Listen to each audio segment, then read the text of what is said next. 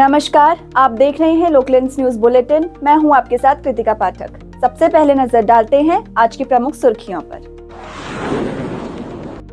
अल्मोड़ा में खत्म होगा कूड़े का पहाड़, प्रस्ताव को मिली मंजूरी। एमआरएफ सेंटर से कचरा रिसाइकलिंग सेंटर भेजकर होगा निस्तारण।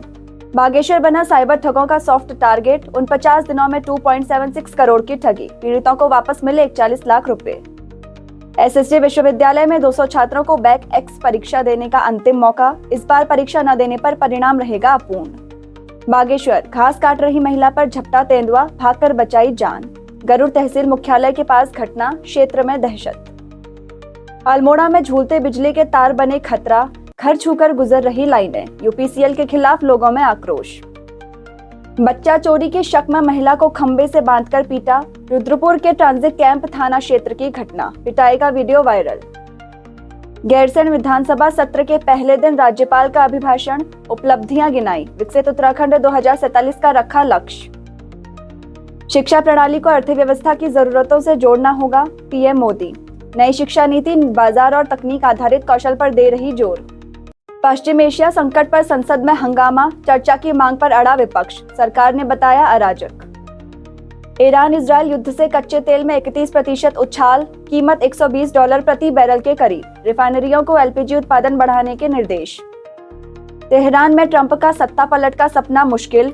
आईआरजीसी और राष्ट्रवाद की लहर से ईरान में बड़ी एकजुटता। रूस से तेल खरीदने की अपील हमने ही की थी, अमेरिकी ऊर्जा मंत्री ने कहा। आपूर्ति की कमी से बचने के लिए भारत के साथ अल्पकालिक साझेदारी। दक्षिण लेबनान में सफेद फास्फोरस के गोले दागने का आरोप, ह्यूमन राइट्स वॉच ने इजरायली सेना पर उठाए सवाल। गैरी कर्स्टन बने श्रीलंका टीम के मुख्य कोच, 2027 वनडे विश्व कप पर रहेगा फोकस। भारत की T20 विश्व कप जीत के मुरीद हुए मियांदाद, कहा मजबूत टीम खिताब की सच्ची हकदार। अब खबरें विस्तार से। अल्मोड़ा के एमआरएफ सेंटर में डंप करीब 26,000 टन कूड़े के जल्द निस्तारण की उम्मीद जगी है। नगर निगम ने लीगेसी वेस्ट के निस्तारण के लिए शासन को करीब 1 करोड़ 40 लाख रुपए का प्रस्ताव भेजा है। प्रस्ताव मंजूर होने के बाद कूड़े को प्रोसेस कर रिसाइकलिंग सेंटर भेजा जाएगा, जिससे शहर को लंबे समय से चली आ रही कूड़ा समस्या से राहत मिल सकेगी। बागेश्वर में डिजिटल युग के साथ साइबर ठगी के मामले तेजी से बढ़ रहे हैं। जिला साइबर ठगों के लिए सॉफ्ट टारगेट बनता जा रहा है। वर्ष 2025 में जिले में कुल 2,76,99,510 रुपए की साइबर ठगी दर्ज की गई है। हालांकि पुलिस की कार्यवाही से कुछ राहत भी मिली है। साइबर सेल और पुलिस की तत्परता से 1,34,14,424 रुपए की राशि संबंधित बैंक खातों में होल्ड कराने में सफलता मिली है। इसके बावजूद अब तक केवल 1,40,32,924 रुपए ही प्रभावित लोगों के खातों में वापस पहुंच पाए हैं। सोबन सिंह जीना विश्वविद्यालय में करीब 200 छात्र छात्राओं के पास वार्षिक शिक्षा प्रणाली की बैक और एक्स परीक्षा देने का अंतिम अवसर है।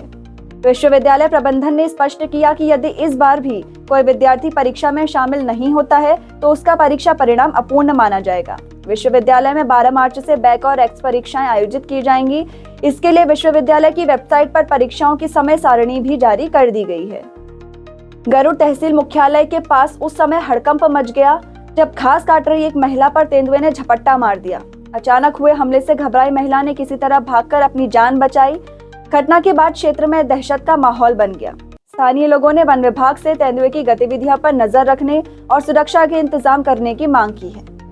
अल्मोड़ा नगर की सड़कों और मुख्य बाजार में झूलते बिजली के तार लोगों की परेशानी बढ़ा रहे हैं।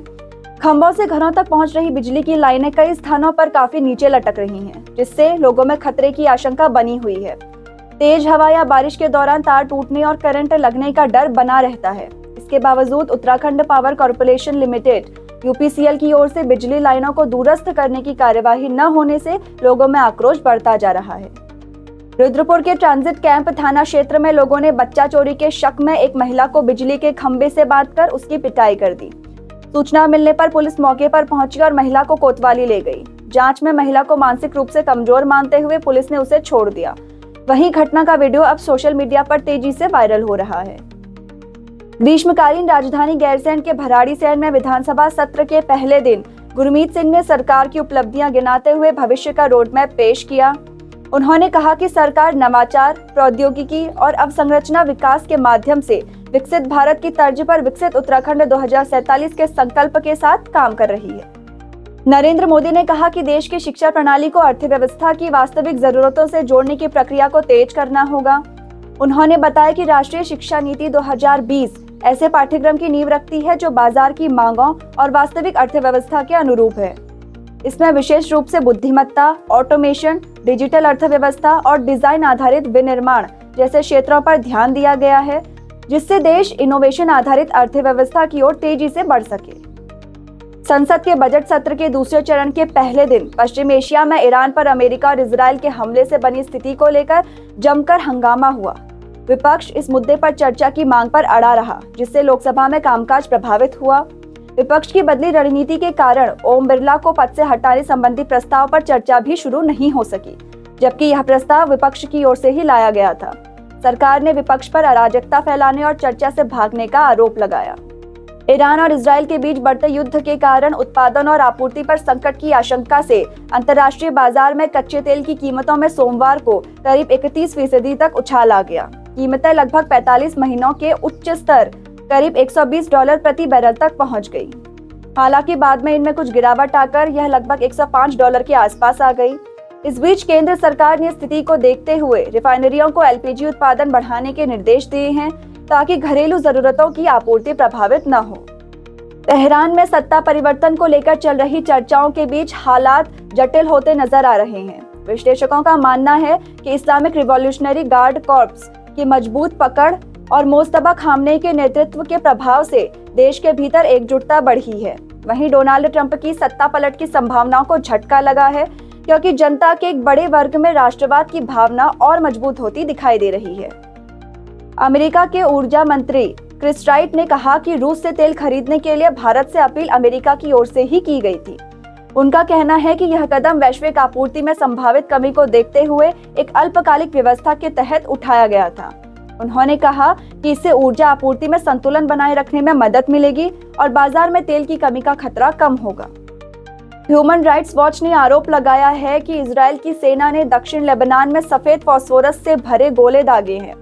मानवाधिकार संगठन का कहना है कि ऐसे हथियारों का उपयोग आबादी वाले क्षेत्रों में गंभीर मानवीय जोखिम पैदा करता है। संगठन ने इस मामले की स्वतंत्र जांच की मांग की है और अंतर्राष्ट्रीय नियमों के पालन पर जोर दिया है। श्रीलंका क्रिकेट ने पूर्व दक्षिण अफ्रीकी खिलाड़ी गैरी कर्स्टन को श्रीलंकाई क्रिकेट टीम का मुख्य कोच नियुक्त किया है।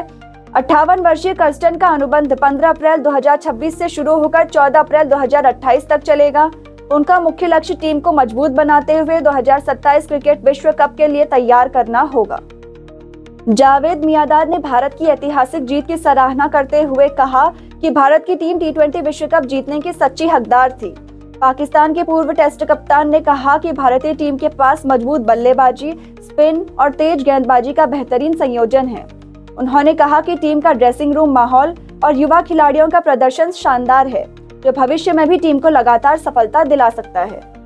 इसी के साथ आज का बुलेटिन समाप्त होता है। आप देखते रहिए लोकलेंस न्यूज। नमस्कार।